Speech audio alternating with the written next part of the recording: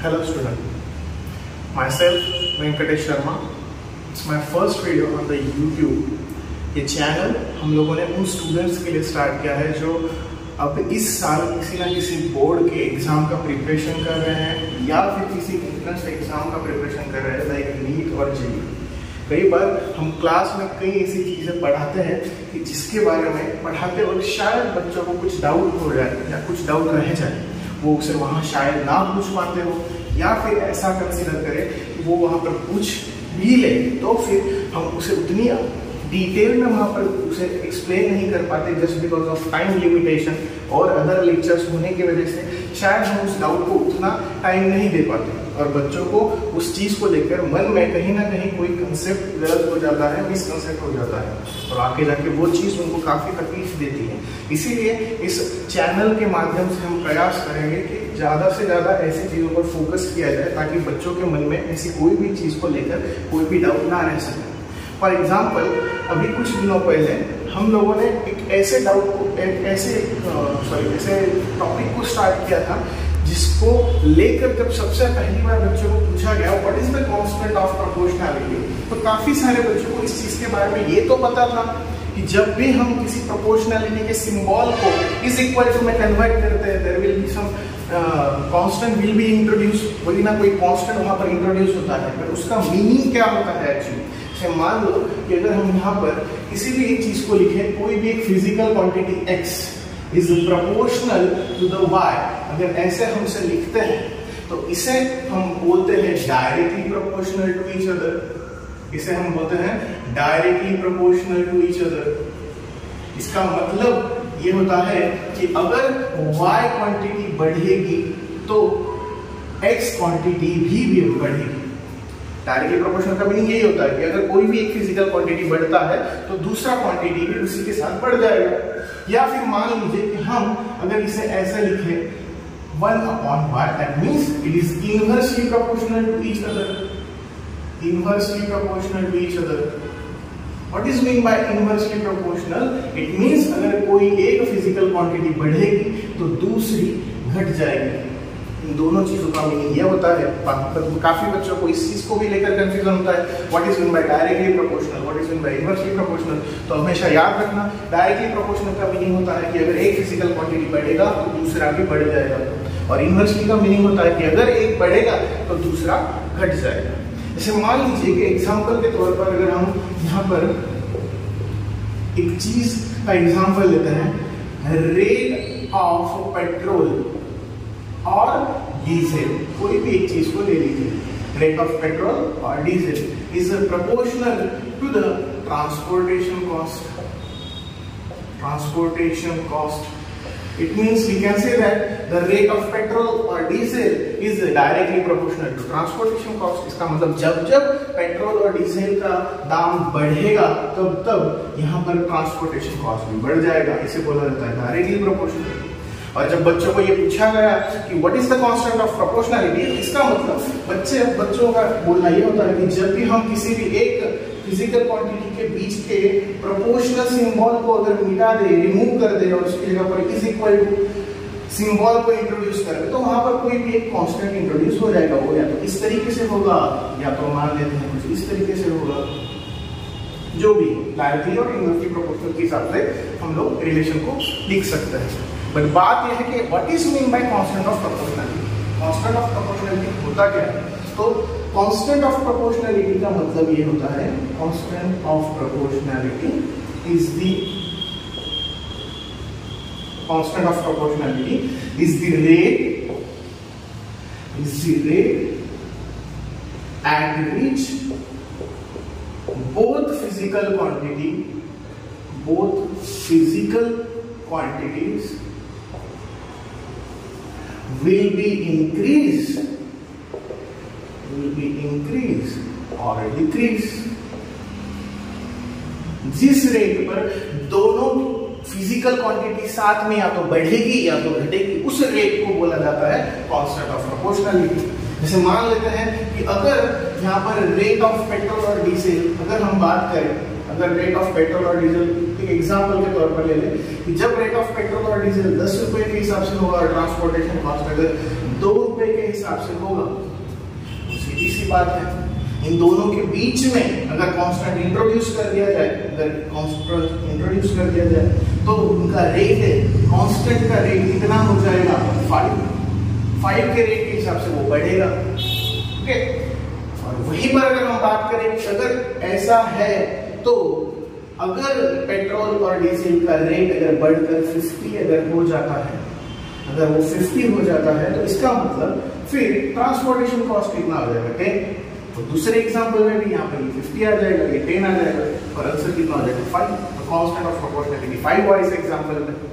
इसी तरीके से आप आपके फिजिक्स के अलग अलग टॉपिक में बहुत सारे कांस्टेंट ऑफ प्रोपोर्शनैलिटी को देखते हो, बहुत अलग अलग टॉपिक में कांस्टेंट ऑफ प्रोपोर्शनैलिटी इंट्रोड्यूस होता है, वहां पर उनकी अपनी अपनी एक फिक्स वैल्यू है, पर हमें शायद ये नहीं पता होता है कि वो फिक्स वैल्यू आई कहां से।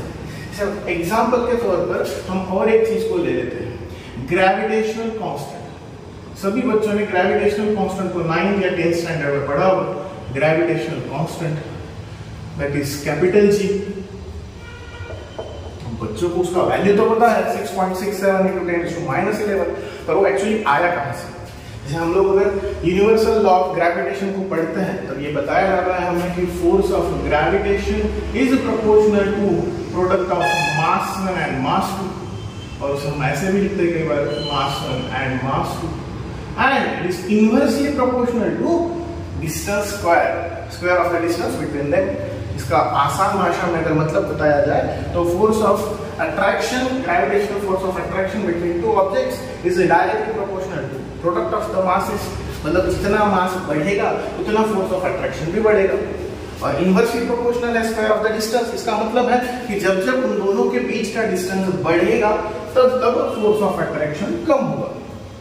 यहाँ पर जब हम लोग बात करते हैं कि जब हम प्रोपोर्शनलिटी के सिंबल को रिमूव कर कर वहां पर जी को इंट्रोड्यूस कर देते हैं तो वो फॉर्मूला कुछ इस तरीके से हो जाता है।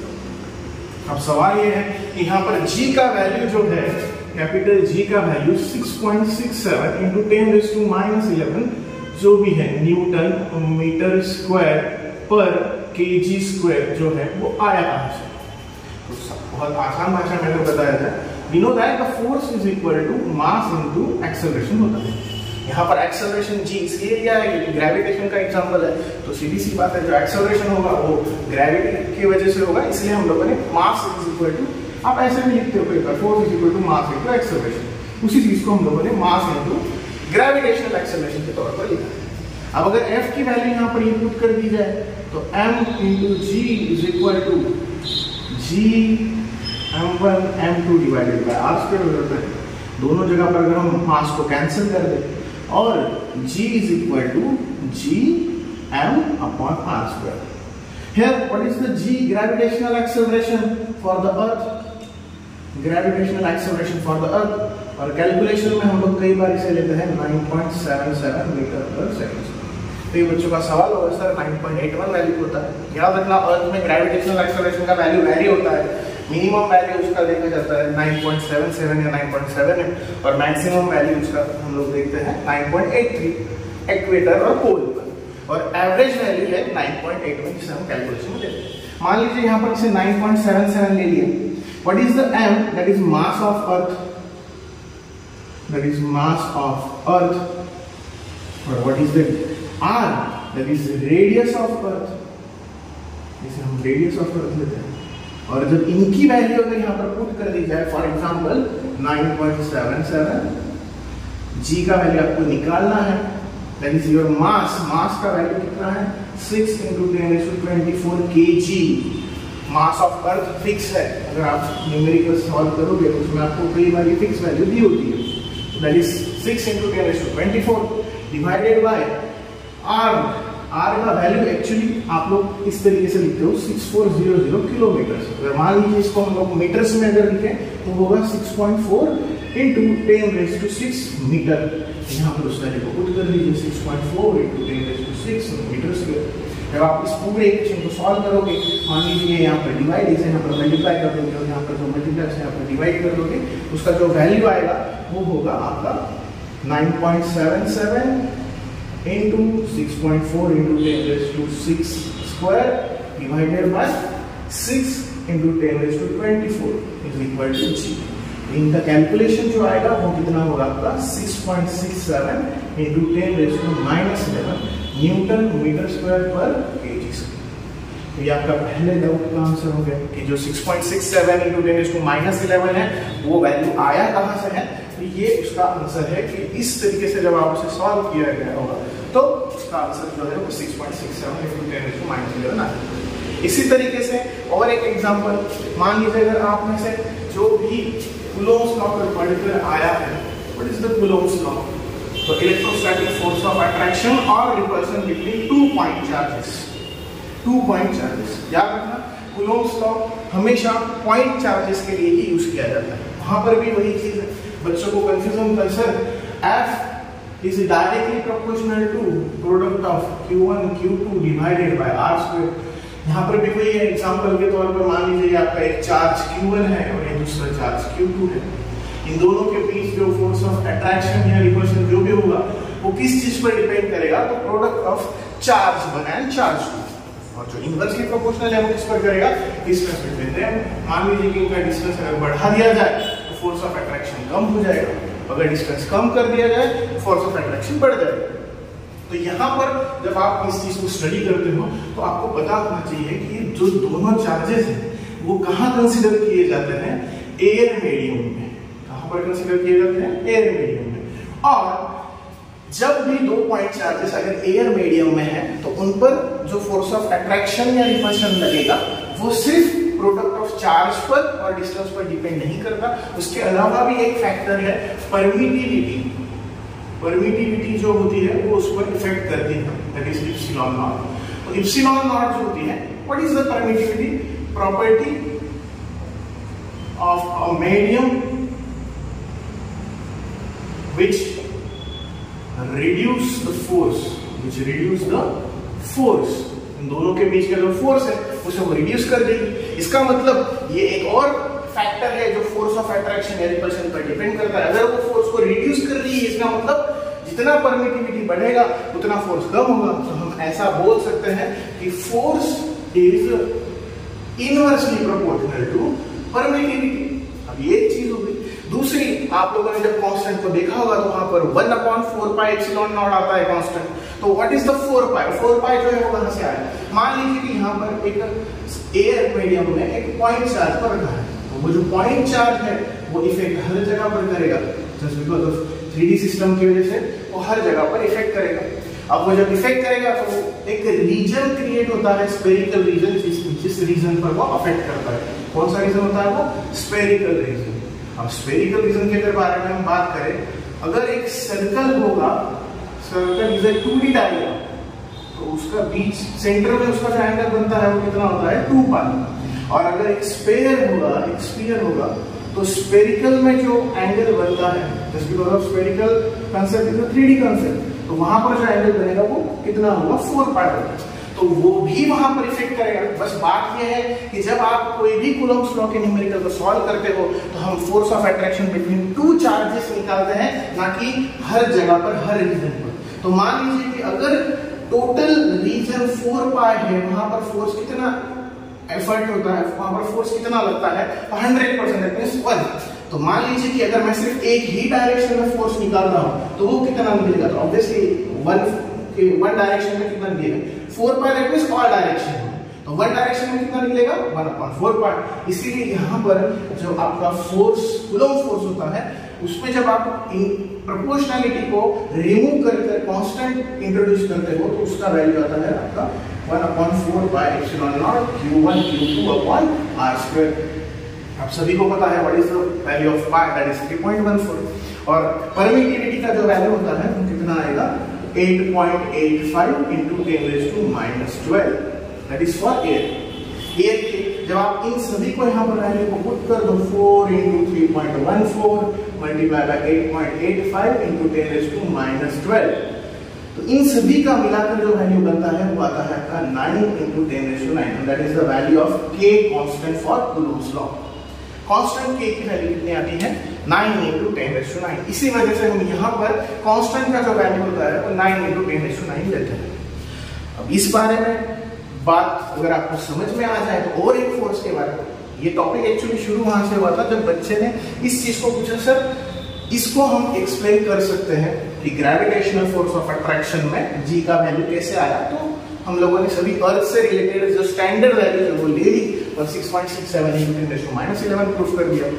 दूसरे क्वेश्चन में या दूसरे कंसेप्ट में आपने ये बता दिया कि just because of air medium की परमिटिविटी की वजह से ये वैल्यू जो है वो कितना बन गया, अप्रोक्सीमेटली वो 8.99 × 10⁻9 होता है, बट 8.99 दैट मींस अप्रोक्सीमेटली आप 9 ले सकते हो, तो 9 × 10⁹ बन गया। यूनिट इसका क्या आएगा न्यूटन मीटर स्क्वायर पर कूलम स्क्वायर। अब बात यहाँ पर ये आती है कि जब बच्चों ने इस चीज के लेके एक और सवाल पूछा कि सर जब आप Newton second law of motion को स्टडी करते हैं, what is the second law of motion. तो अब बात करते हैं Newton second law of motion के बारे में कि जब बच्चों का सवाल ये sir Newton second law of motion में कांस्टेंट के बारे में क्या बोलते, जब हम Newton second law of motion के बारे में पढ़ते हैं तो वहां पर पढ़ाया जाता है कि rate of change of momentum is proportional to force or applied force. Rate of change of momentum is proportional to applied force. अब इस चीज को अगर देखा जाए तो कैसे रिप्रेजेंट किया जाता है dp/dt, that means rate of change of momentum, rate of change of momentum d/dt, that means differential form, rate of change of momentum is proportional to the applied force। अब जब इस चीज को हम लोग फिर से क्लियरली देखने जाए तो हमें पता है what is the momentum, what is mean by momentum, momentum denote by p which is the product of mass into velocity. अब इस चीज को अगर हम यहाँ पर लिखने जाए p की जगह पर अगर हम m × d को अगर पुट कर दें तो force is proportional to d m × d/dt। Mass will be always remain constant और it will be always conserve, उसका हम डिफरेंशिएट नहीं कर सकते, तो f is proportional to dv/dt। What is mean by dv/dt, that is the rate of change of velocity, rate of change of velocity. और सभी को पता है rate of change of velocity is equal to क्या होता है acceleration. यहाँ पर आपका एक्सेलरेशन आ गया, that means force is proportional to mass into acceleration. But जब यहाँ पर प्रोपोर्शनैलिटी को आप इज इक्वल टू फॉर्म में कन्वर्ट करोगे तो k × m × a आ जाएगा। अब बात यह है कि यहाँ पर इस k का वैल्यू जो है वो 1 दिया जाता है, कितना दिया जाता है 1, why 1। अब इसे हम अगर समझाने जाए तो हमेशा याद रखना इस दुनिया में, इस यूनिवर्स में इस लॉ को किसने दिया है, सर आइजैक न्यूटन ने। और उस वक्त कांस्टेंट ऑफ प्रोपोर्शनैलिटी को, फोर्स को किसी ने उतने डिटेल में स्टडी नहीं किया, या फिर ऐसा बोल सकते थे किसी ने उसे उतनी डिटेल में एक्सप्लेन नहीं किया था, सिर्फ इतना पता था force is just like a push और पुल। तो हम उसे तब न्यूटन के पास इस चीज का इंडिपेंडेंस था कि k का वैल्यू कितना फिक्स किया जाए, तब तक k का वैल्यू फिक्स नहीं हुआ था। बाद में इस चीज को अलग अलग लोगों ने अपने अपने हिसाब से इंट्रोड्यूस करना स्टार्ट किया according to slope, according to values, तब जाकर अलग अलग कांस्टेंट के अलग अलग वैल्यूज आए। इसका मतलब जब second law of motion introduce किया गया तब न्यूटन के पास इस चीज का इंडिपेंडेंस था कि वो डिसाइड कर सकते थे कि k का वैल्यू कितना होगा। और इसीलिए ये एक ऐसा केस है जहां पर k का वैल्यू, कांस्टेंट का वैल्यू 1 क्यों आया है, जस्ट बिकॉज ऑफ इंडिपेंडेंस। उनके पास ये फ्रीडम था कि वो ये डिसाइड कर सकते थे कि इस केस में कांस्टेंट ऑफ प्रोपोर्शनैलिटी कितना होगा। इसी तरीके से और किसी कंसेप्ट के बारे में अगर आपको जानना हो, किसी कांस्टेंट ऑफ प्रोपोर्शनैलिटी के बारे में जानना हो तो आप कमेंट बॉक्स में लिख सकते हैं। और अगर ये वीडियो अच्छा लगा हो तो शेयर कीजिए। Thank you.